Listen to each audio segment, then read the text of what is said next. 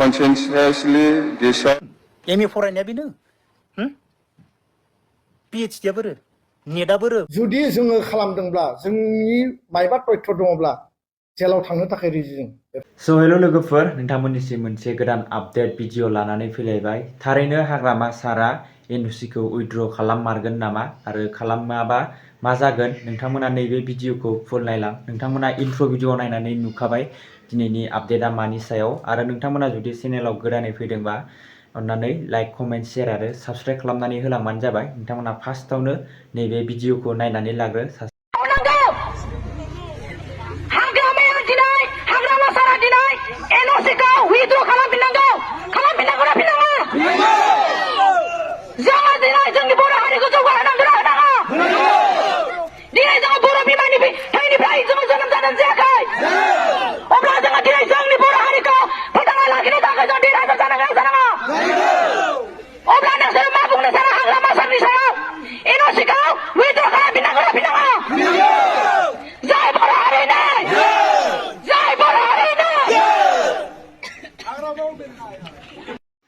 स' नोंथांमोनाथ' दा भिडिअखौ नायनानै नुखाबाय। दा आरोबाव नोंथांमोननिसिम मोनसे एखेबारे फानि नोंथांमोननिसिम नैबे भिडिअआ।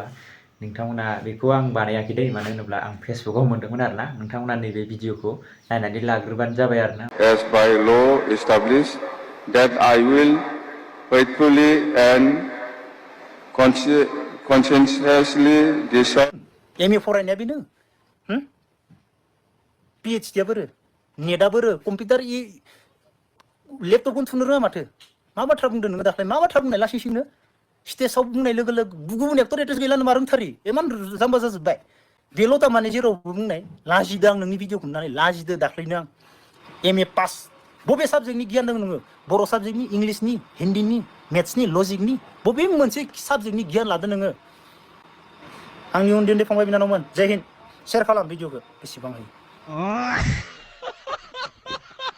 खोथाखौ जों स्पष्टयै बुङो, एबसुआ बेबायदि गाज्रि इनस्टिगेट खालामनायनि जुदि 1% जुदि इभिडेन्स दङब्ला, 1% जुदि बेबायदि तथ्य दङब्ला जोंनो हो।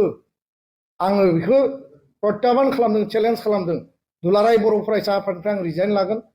आरो बे घटनाखौ जुदि जोङो खालामदोंब्ला, जोंनि मायबा तथ्य दङब्ला जेलाव थांनो थाखाय रेडि जों एबसुनि मावथि बिबानगिरिफ्रा। एबसु माने इउपिपिएल माने एबसु बे खोथाफोरा दिनैनि तारिखआव फैनोनो नाङा। इसु भित्तिक मालाबा एबसुआ इउपिपिएलखौ मदद खालामदों, बिनि मिनिङा बे नङा जे इउपिपिएल माने एबसु, एबसु माने इउपिपिएल। एबसुआ जाबाय जातीय संगठन, एबसुआ जाबाय फरायसा आफाद। इउपिपिएलआ राजनीतिक दल, बिसोरनि प्रिन्सिपाल आइडियोलजि दङ, बिसोरहा संबिधान दङ, राजनीतिक दल हिसाबै बिथांमोना सोलियो। बेखौ सरजाबनायनि खुनु खोथायानो गैया, बिनि सोमोन्दोनि बाथ्राखौ बुंनायनि खोथायानो गैया। दा नोंथांमोना मिथिखागौ जे जोंनि रायजोआव मोनद' हारिनि एसटि होनायनि सायावहाय गोबां माने दुंहाव थासारि जागासिनो। दाख्लैबाव जिथु 29 नभेम्बर खालि जिथु जालांनाय जाथाय, बे सायावहाय जोंनि बर'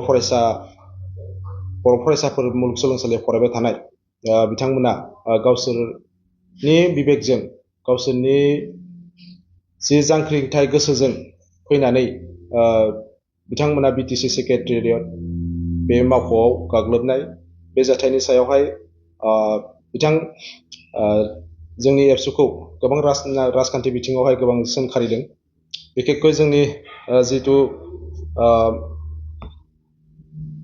जोंनि बेनि सायाव आफादनि सायावहाय जोंनि बारग' एबा जोंनि एबसुनिफ्रायनो मावलांनाय बिथां कास्टम बसुमतारी बिथाङा जोंनि दुलाराय बर' फरायसा आफादनि जि आफादगिरि दिपेन बर'नि सायावहाय गोबां नाना धरननि खोथा बुंदों। दा बेखौहाय जोङो माने बिथांखौ सोंखारिनो सानो। दा बिथाङा माखौ लानानै बुंनो नागिरदों जों बेखौ मिथिया। दिनैहाय जोङो बिथां बिपिएफनि नेता कास्टम बसुमतारीया दिनै एबसुखौ, आफादगिरिखौ जों बायदिसिना बेहाय बाहागो लानाय आरो बेहाय फरायसाफोरखौ निर्धारित खालामनानै बे बाहागो लानायनि सोमोन्दै बिथाङा बुंदों। नाथाय जों दिनै बुङो बेयो माब्लाबाबो जानो हाया। आरो बेहाय जोंनि आफादगिरिखौ बेहाय रिजिगनेसन लेटार होनांगौ होननानै बुंदों। दा बिथाङा सोर? दा बिथाङा दिनैनि दिनावहाय फार्स्ट अफ अल बिथाङा ट्राइबेल नंगौना नङा? कास्टम बुस्तुमारिया दिनै ST ट्राइबेल होनायनि सायावसो दिनै बिथाङा माने पजिटिभाव दं नामा? दिनै बिथाङा जुदि पजिटिभब्ला जोङो मानो जों दिनैनि दिनावहाय जोंनि STफोरखौ जों थाखानाय STफोरा दिनै मानि थाखाय दिनै डेभेलप नङा? दिनै मोनद' हारिया जेसेबांखिनि दिनै एडभान्स कमिउनिटि बिथांमोना, दा बिथांमोननो जुदि ST होनाय जायोब्ला दा जोंनि थाखानाय जिथु STफोर, दा जोंनि बेहाय गोबां डिभाइड खालामनो हादों मोनथाम केटेगरिस। नाथाय जोङो बुजिनायाव, जों मिथिनायाव जोंनि भारत हादराव ST होनना बुङोब्ला जोंना मोनसेयानो जायो। दा बेनिखायनो जोंनि फरायसाफोर, जोंनि जि फरायबाय थानाय मुलुगसोलोंसालि फरायबाय थानाय फरायसाफ्रा दिनै बिथांमोनाव मोनसे गाबखांनाय फैदों। जुदि बे मोनद' हारि STआ जुदि मोनोब्ला बिथांमोननि जिथु सिटफोर मोननाय, फरायनो थाखाय सिट मोननाय, बेनि हारा जोंना जोबोद खमायगोन। जोंनि फरायसाफ्रा जेसेबांखिनि जोंना मार्क मोननानै जों फरायनांगौमोन, दा बेफोरबायदियै जोंना ट्राइबेल हारि हिसाबै माखासे जुजिनांनानै फरायगासिनोबो दङ। नाथाय दिनै जोङो APSC लेभेल, UPSC लेभेल, जिथु IIT आरो NEETफोरनि जि परिखाफोर, जेरैहाय जोंनि गथ'फ्रा सिगाङाव जेरैबायदि मोनबोदों, बिथांमोना मोनबोआखै दिनैसिमहालागै। आरो दिनै बे ST हारिया जुदि जानो थाङोब्ला जोंनि फरायसाफ्रा बेसेबांखिनि जुजिनांगोन, बेसेबांखिनि जोंना बेयाव मोनथाय मोननो थाखाय बेखौ गावसोर गावबा गाव जुजिनांगोन। दिनै जों खोब मोनसे बिबांनिल'सो जोङो बेफोर सिटआवहाय जोङो मोननो हायो। बेनिखायनो जों सानो दिनैनि दिनाव नोंथांमोना राजनिति खालामबाय था, नाथाय जोंनि एबसुखौ सोंखारिनाया बेयो गाज्रि जादों। मानो होनना बुङोबा एबसुआ दिनैनि दिनाव मालाबाबो हारिनि गावस्रानानै दिनै खामानि मावा। अरायसम हारिजों गसंथानानै हारिनि थाखायनो, बर' हारिनि थाखायनो दिनैसिमहालागै खामानि मावगासिनो दङ आरो मावलांबाय थागोन।